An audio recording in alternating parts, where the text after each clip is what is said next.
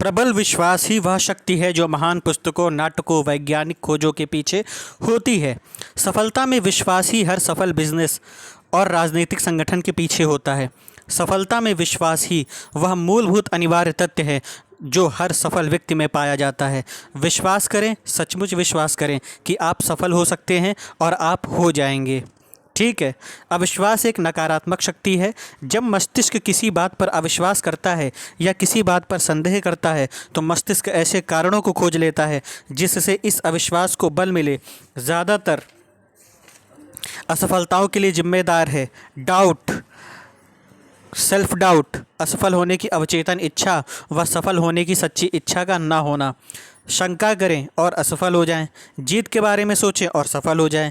ठीक है। तो आप लोगों को क्या करना है कि दृढ़ विश्वास ही वो सर्वश्रेष्ठ लेखक है, इसीलिए आप सर्वश्रेष्ठ लिखते हैं। देखो जीवन में क्या होता है, जीवन में अगर हमें सफल होना है तो हमें सफलता के लिए प्रबल विश्वास होना चाहिए अपने ऊपर कि हम सफल हो सकते हैं। जब हमारा खुद पर श्रद्धा और खुद पर आत्मविश्वास होगा और हम खुद पर विश्वास करेंगे और अपने कर्मों पर विश्वास करेंगे तो हम जीवन में जिस भी क्षेत्र में हम अनिवार्य रूप से सफल होना चाहते हैं उस क्षेत्र में हम मन लगाकर काम करेंगे और सफल हो जाएंगे। और इसके पीछे काम क्या करेगी, इसके पीछे काम करेगी विश्वास की शक्ति। तो जी हाँ दोस्तों, मैं पुष्पेंद्र यादव आपका स्वागत करता हूं अपने YouTube channel study with philosopher Baba में। जैसा कि मैंने कल आपसे प्रॉमिस किया था कि कल के दिन मैं हाजिर होऊंगा आपके साथ कंप्यूटर की पहली क्लास को लेकर के, तो आज मैं आपके सामने कंप्यूटर की पहली क्लास के साथ में हाजिर हुआ हूं। तो चलिए बिना किसी देरी के करते हैं इस वीडियो की शुरुआत, जिसका इंतज़ार आपको लंबे समय से था। तो हम बात करते हैं पहले टॉपिक की सिलेबस से। तो पहला टॉपिक है सिलेबस का कंप्यूटर एवं सूचना तकनीकी का परिचय। तो इसको हम दो पार्ट में देखेंगे, तो ये पहला पार्ट है। तो कंप्यूटर की बात करें तो कंप्यूटर क्या है, वह इलेक्ट्रॉनिक मशीन जो किसी प्रोग्राम में होने वाली समस्त गणितीय एवं तार्किक घटनाओं को तीव्र गति से एग्जीक्यूट करके सत्य एवं प्रमाणिक परिणाम प्रस्तुत करता है, कंप्यूटर कहलाता है। कंप्यूटर मतलब क्या होता है, कंप्यूटर प्रोग्राम में होने वाली जितने भी मैथमेटिकल और लॉजिकल ऑपरेशंस होते हैं उनको बहुत तेज़ी से एग्जीक्यूट करता है और हमें एक प्रमाणिक परिणाम देता है। प्रमाणिक परिणाम का मतलब होता है कि उसमें कोई गलती नहीं होती, उसमें कोई गलती नहीं होती, कोई एरर नहीं होती है। तो इसको हम क्या कहते हैं, इसको हम कहते हैं कंप्यूटर। जैसा कि आप फिगर में देख रहे हैं ये कंप्यूटर है। ठीक। और कंप्यूटर तो आपने i3, i4, i5 प्रोसेसर भी देखा होगा। कंप्यूटर को अंग्रेजी भाषा के शब्द कंप्यूट से मिलकर बना है, जिसका अर्थ होता है गणना करना। कंप्यूटर को हिंदी भाषा में संगणक कहते हैं। मतलब कंप्यूटर शब्द जो है अंग्रेजी भाषा के कंप्यूट शब्द से मिलकर बना है। कई लोग आपको बताएंगे कि ये ग्रीक भाषा से भी बना है, फ्रांस से भी बना है, इंग्लैंड से भी बना है, लेकिन मूलतः जब आपके पेपर में क्वेश्चन आएगा तो आप अंग्रेजी भाषा पर ही टिक करेंगे, क्योंकि अंग्रेजी भाषा को ही सर्वमान्यता दी गई है हर जगह पर। और कंप्यूट का मतलब क्या होता है, गणना करना। ऑक्सफोर्ड इंग्लिश डिक्शनरी के अकॉर्डिंग कंप्यूटर शब्द का प्रयोग सबसे पहले साल 1613 में अंग्रेजी लेखक रिचर्ड ब्रेथवॉट द्वारा द यंग मैन्स क्लीनिंग्स नामक पुस्तक में हुआ था।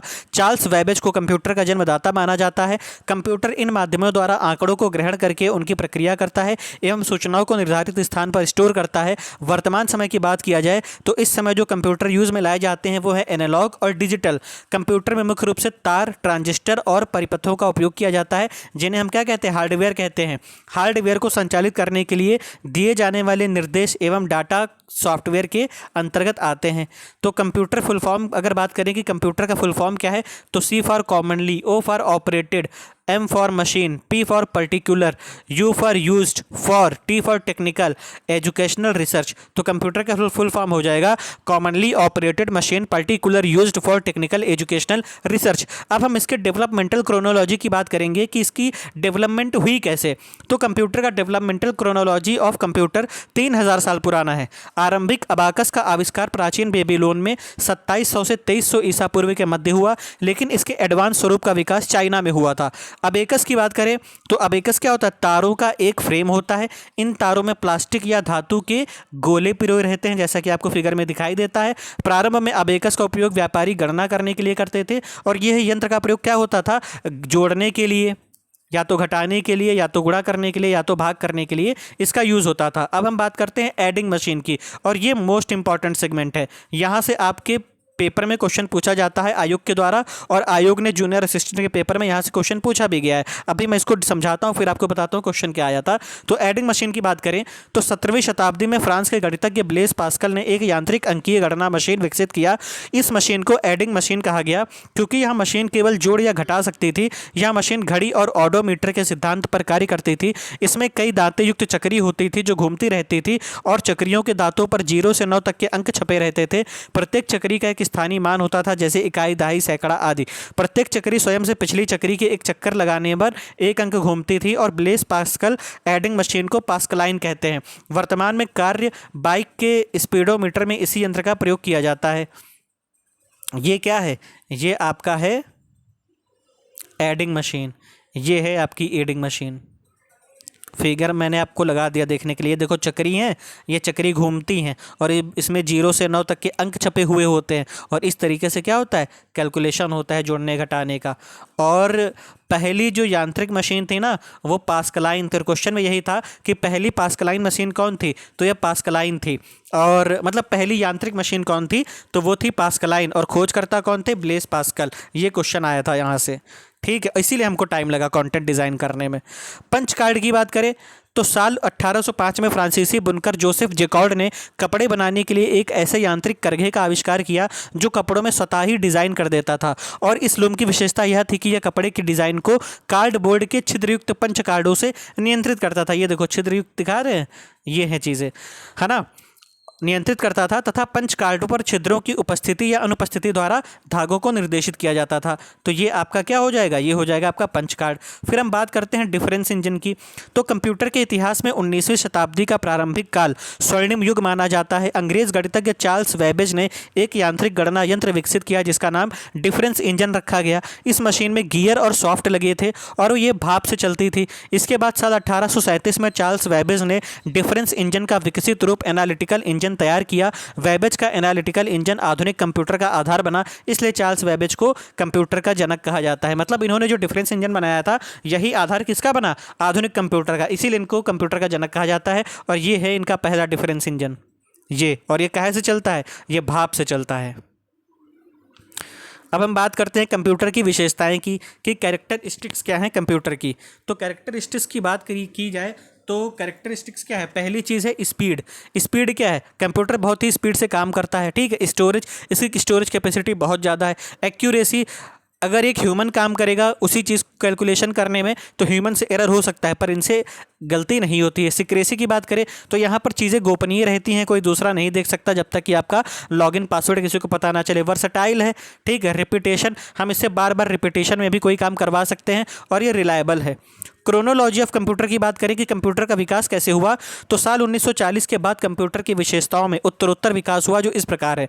1946 में मौचली और प्रेस्पर ने सरकारी एप्लीकेशन के लिए पहले कंप्यूटर यूनिवैक का निर्माण किया। फिर 1947 में विलियम शॉकली, जॉन बर्लिन और बेल ने ट्रांजिस्टर की खोज की एवं वैक्यूम ट्यूब की जगह ट्रांजिस्टर का उपयोग किया। ये आपका ट्रांजिस्टर है और ये आपका क्या है, यूनिवैक कंप्यूटर है। साल 1953 में ग्रेस हॉपर ने पहले कंप्यूटर भाषा कोबोल को विकसित किया। 1954 में जॉन बेकर्स के नेतृत्व में फॉल्ट्रान प्रोग्रामिंग भाषा का विकास हुआ। 1958 में जैक किल्बी और रॉबर्ट नायस ने इंटीग्रेटेड सर्किट का विकास किया, जिसे चिप भी कहते हैं। 1964 में ये आपकी चिप है, ठीक है, ये आपकी चिप है। 1964 में डगलस एंगलबर्ट ने कंप्यूटर में माउस और GUI ग्राफिकल यूज़र इंटरफेस जैसी तकनीकी को प्रयोग में लाया। 1969 में बेल लैब ने यूनिक्स ऑपरेटिंग सिस्टम, जो C भाषा में लिखा गया, उसका विकास किया। 1970 में कंप्यूटर में पहली बार डायनेमिक रैम मेमोरी चिप का प्रयोग हुआ। 1971 में IBM ने कंप्यूटर में फ्लॉपी डिस्क का उपयोग किया। 1973 में रॉबर्ट मेटकॉफ ने ईथरनेट की खोज द्वारा अलग अलग कंप्यूटर को अलग अलग हार्डवेयर से जोड़ा। 1981 में IBM का पहला पर्सनल कंप्यूटर एकॉर्न बना, जिसमें MS DOS व ऑपरेटिंग सिस्टम का यूज़ किया गया था। 1983 में पहले ग्राफिकल यूज़र इंटरफेस आधारित पर्सनल कंप्यूटर एप्पल्स लीजा बनाया गया था। साल 1990 का समय कंप्यूटर के लिए बहुत ही महत्वपूर्ण था। इसी साल HTTP यानी हाइपर टेक्स्ट ट्रांसफ़र प्रोटोकॉल का विकास हुआ। वर्तमान में प्रत्येक साल कंप्यूटर में नई नई तकनीकी की खोज हो रही है और उनका उपयोग हो रहा है। अगर हम बात करें कंप्यूटर का वर्गीकरण की, तो कंप्यूटर का वर्गीकरण 3 आधार पर किया जाता है, एक एप्लीकेशन बेस्ड, दूसरा पर्पस बेस्ड और तीसरा साइज बेस्ड। अगर एप्लीकेशन बेस्ड बात करें तो ये कितने प्रकार का होता है, ये होता है 5 प्रकार का। पहला digital computer, analogue computer, hybrid computer, optical computer और क्वांटम कंप्यूटर। पर्पस की बात करें तो पर्पस बेस्ड ये 2 टाइप के होते हैं, जनरल पर्पस कंप्यूटर और special purpose computer.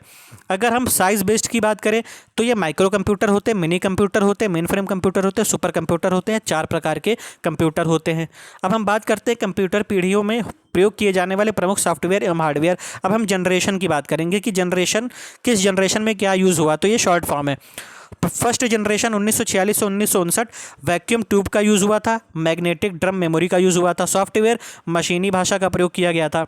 Second generation 1959 से 1965 में ट्रांजिस्टर का यूज़ हुआ था, मैग्नेटिक कोर एवं मैग्नेटिक टेप का यूज़, असेंबली भाषा फोल्ट्रॉन कोबोल का यूज़ हुआ। थर्ड जनरेशन 1965 से 71 में SSI एवं MSI इंटीग्रेटेड सर्किट का प्रयोग, ऑपरेटिंग सिस्टम का यूज़ हुआ, हाई लेवल लैंग्वेज का प्रयोग हुआ। चौथी जनरेशन में 1971 से 1980 में इंटीग्रेटेड सर्किट एवं माइक्रो प्रोसेसर जो कि वेरी लार्ज स्केल के थे, इनका यूज़ हुआ। और यहाँ पर स्प्रेडशीट सॉफ्टवेयर, डाटाबेस सॉफ्टवेयर और ग्राफिकल यूज़र इंटरफेस का यूज़ हुआ। फिफ्थ जनरेशन जो कि अब 1980 से अब तक चली आ रही है, इसमें multimedia, internet, optical disc hardware का यूज़ हुआ और सॉफ्टवेयर में इंटरनेट का आर्टिफिशियल इंटेलिजेंस का यूज़ हुआ। तो ये आपका था कंप्यूटर की पहली क्लास, जिसमें हमने क्या पढ़ा, कंप्यूटर के बारे में पढ़ा, इंट्रोडक्शन पढ़ा, जिसमें हमने पढ़ा कंप्यूटर क्या होता है, उसकी डेफिनेशन क्या होती है, फुल फॉर्म क्या होती है, क्रोनोलॉजी क्या होती है, विकास क्या हुआ, किस पीढ़ी में कौन सी चीज़ का यूज़ हुआ, किस हार्डवेयर का यूज़ हुआ, किस सॉफ्टवेयर का यूज़ हुआ, इसमें हमने ये चीज़ें देखी। अब इसका जो सेकंड पार्ट आएगा, उस सेकंड पार्ट में हम आगे की चीज़ें कवर करेंगे, जिसमें हम कंप्यूटर के पार्ट्स के बारे में डिस्कस करेंगे, मेमोरी यूनिट, CPU, है ना, इन सब चीज़ों के बारे में डिस्कस करेंगे, इनपुट डिवाइसेस, आउटपुट डिवाइसेस और हार्डवेयर क्या होता है, सॉफ्टवेयर क्या होता है। तो आपका कल ये पोर्शन कंप्लीट हो जाएगा, पहला इंट्रोडक्टरी पार्ट, और कल 2 चैप्टर एक साथ हम उठाएंगे, हार्डवेयर और सॉफ्टवेयर, जो कि आपके सिलेबस में अगला बिंदु है सिलेबस के हिसाब से परिचय के बाद। तो हार्डवेयर सॉफ्टवेयर एक साथ आएगा, उसका भी वीडियो कल ही आएगा। तो कल हम कंप्यूटर का परिचय ख़त्म कर लेंगे और कल ही हार्डवेयर और सॉफ्टवेयर भी पढ़ेंगे बैठ करके।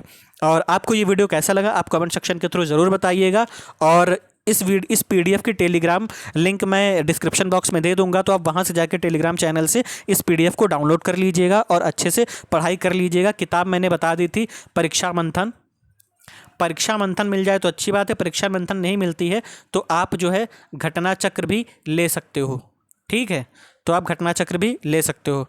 तो आपको बाकी ये क्लास कैसी लगी, ये PDF कैसी लगी, क्योंकि आज बहुत मेहनत लगी इसको डिज़ाइन करने में, तो आप बताइएगा ज़रूर, क्योंकि मैं अकेले काम करता हूँ आप लोगों के लिए, मेरे पास कोई स्टाफ नहीं है, ना ही मेरा यूट्यूब चैनल इतना ग्रो किया है कि मैं कुछ रख सकूँ लोगों को, तो मैं खुद ही डिज़ाइन करता हूँ PPT वगैरह। तो आप बताइएगा कि ये PPT आपको कैसी लगी और आपको ये कंप्यूटर की पहली क्लास कैसी लगी, कॉमेंट सेक्शन में ज़रूर बताइएगा। और जिन लोगों ने आज इस चैनल को सब्सक्राइब किया है उन सभी लोगों को दिल से धन्यवाद, और अब तक जितने लोगों ने सब्सक्राइब किया है, चैनल को लाइक किया है, वीडियोज़ को शेयर किया है और कमेंट करके अप्रिशिएट किया है, उन सभी को दिल से धन्यवाद। मिलते हैं किसी नेक्स्ट वीडियो के साथ, तब तक अपना और अपनी फैमिली का ध्यान रखिए और अच्छे से पढ़ाई करिए।